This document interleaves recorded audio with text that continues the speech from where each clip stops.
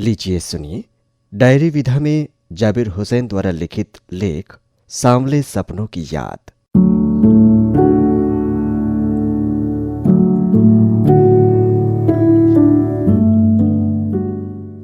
सुनहरे परिंदों के खूबसूरत पंखों पर सवार सांवले सपनों का एक हुजूम मौत की खामोश वादी की तरफ अग्रसर है। कोई रोक टोक सके कहां संभव है। इस हुजूम में आगे आगे चल रहे हैं सालिम अली, अपने कंधों पर सैलानियों की तरह अपने अंतहीन सफर का बोझ उठाए। लेकिन यह सफर पिछले तमाम सफरों से भिन्न है। भीड़ भाड़ की जिंदगी और तनाव के माहौल से सालिम अली का ये आखिरी पलायन है। अब तो वो उस वन पक्षी की तरह प्रकृति में विलीन हो रहे हैं जो जिंदगी का आखिरी गीत गाने के बाद मौत की गोद में जा बसा हो। कोई अपने जिस्म की हरारत और दिल की धड़कन देकर भी उसे लौटाना चाहे तो वो पक्षी अपने सपनों के गीत दोबारा कैसे गा सकेगा। मुझे नहीं लगता कोई इस सोए हुए पक्षी को जगाना चाहेगा। वर्षों पूर्व खुद सालिम अली ने कहा था कि लोग पक्षियों को आदमी की नजर से देखना चाहते हैं। ये उनकी भूल है। ठीक उसी तरह जैसे जंगलों और पहाड़ों, झरनों और आबशारों को वो प्रकृति की नजर से नहीं, आदमी की नजर से देखने को उत्सुक रहते हैं। भला कोई आदमी अपने कानों से पक्षियों की आवाज का मधुर संगीत सुनकर अपने भीतर रोमांच का सोता फूटता महसूस कर सकता है? एहसास की ऐसी ही एक उबड़ खाबड़ जमीन पर जन्मे मिथक का नाम है सालिम अली।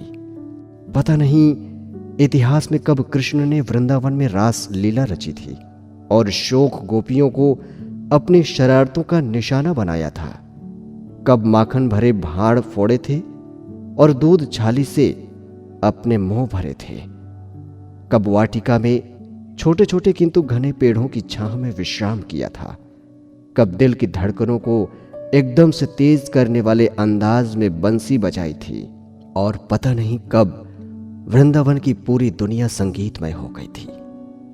पता नहीं ये सब कब हुआ था, लेकिन कोई आज भी वृंदावन जाए तो नदी का सांवला पानी उस पूरे घटनाक्रम की याद दिला देगा। हर सुबह सूरज निकलने से पहले जब पतली गलियों से उत्साह भरी भीड़ नदी की ओर बढ़ती है तो लगता है जैसे उस भीड़ को चीरकर अचानक कोई सामने आएगा और बंसी की आवाज पर सब किसी के कदम थम जाएंगे। हर शाम सूरज ढलने से पहले जब वाटिका का माली सैलानियों को हिदायत देगा तो लगता है जैसे बस कुछ ही क्षणों में वो कहीं से आ टपकेगा और संगीत का जादू वाटिका के भरे पूरे माहौल पर छा जाएगा। वृंदावन कभी कृष्ण की बांसुरी के जादू से खाली हुआ है क्या? मिथकों की दुनिया में इस सवाल का जवाब तलाश करने से पहले एक नजर कमजोर काया वाले उस व्यक्ति पर डाली जाए जिसे हम सालिम अली के नाम से जानते हैं। उम्र को शती तक पहुंचने में थोड़े ही दिन तो बच रहे थे। संभव है लंबी यात्राओं की थकान ने उनके शरीर को कमजोर कर दिया हो और कैंसर जैसी जानलेवा बीमारी उनकी मौत का कारण बनी हो।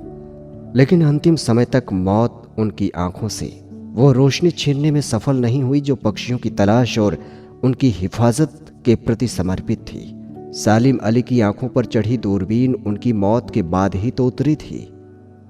उन जैसा बर्ड वाचर शायद ही कोई हुआ हो, लेकिन एकांत क्षणों में सालिम अली बिना दूरबीन भी देखे गए हैं। दूर क्षितिज तक फैली जमीन और झुके आसमान को छूने वाली उनकी नजरों में कुछ कुछ वैसा ही जादू था जो प्रकृति को अपने घेरे में बांध लेता है।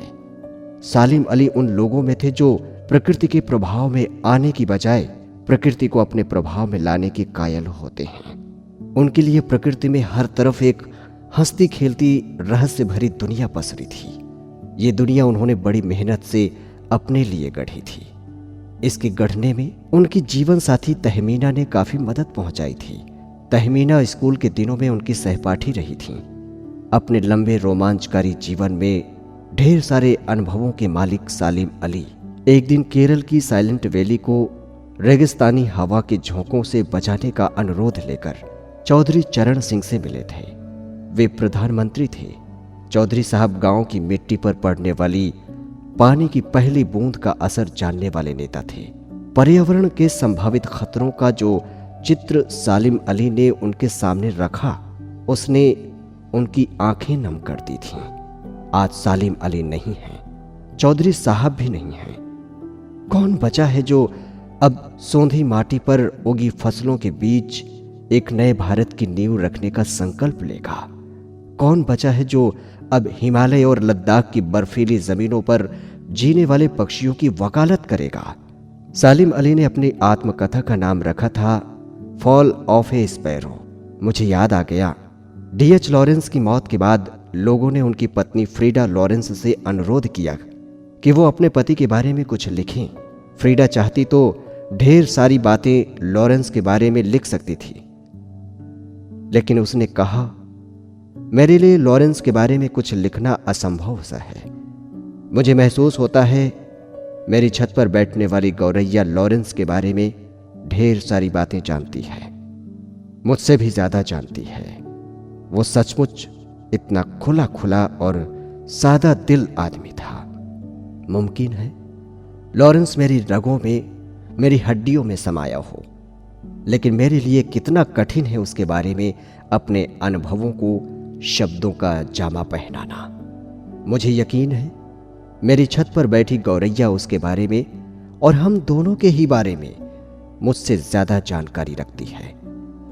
जटिल प्राणियों के लिए सालिम अली हमेशा एक पहेली बने रहेंगे। बचपन के दिनों में उनकी एयरगन से घायल होकर गिरने वाली नीले कंठ की वो गौरैया सारी जिंदगी उन्हें खोज के लिए नए नए रास्तों की तरफ ले जाती रही। जिंदगी की ऊंचाइयों में उनका विश्वास एक क्षण के लिए भी डिगा नहीं। वो लॉरेंस की तरह नैसर्गिक जिंदगी का प्रतिरूप बन गए थे। सालिम अली प्रकृति की दुनिया में एक टापू बनने की बजाय अथाह सागर बनकर उभरे थे। जो लोग उनके भ्रमणशील स्वभाव और उनकी यायावरी से परिचित हैं, उन्हें महसूस होता है कि वो आज भी पक्षियों के सुराग में ही निकले हैं और बस अभी गले में लगी दूरबीन लटकाए अपने खोजपूर्ण नतीजों के साथ लौट आएंगे। जब तक वो नहीं लौटते, क्या उन्हें गया हुआ मान लिया जाए? मेरी आंखें नम हैं। सालिम अली, तुम लौटोगे ना?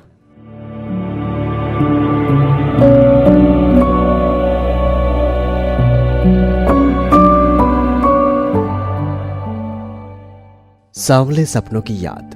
अभी आप सुन रहे थे जाबिर हुसैन द्वारा डायरी विधा में लिखा गया ये लेख। प्रस्तुति साहित्य विज्ञान कोश की थी।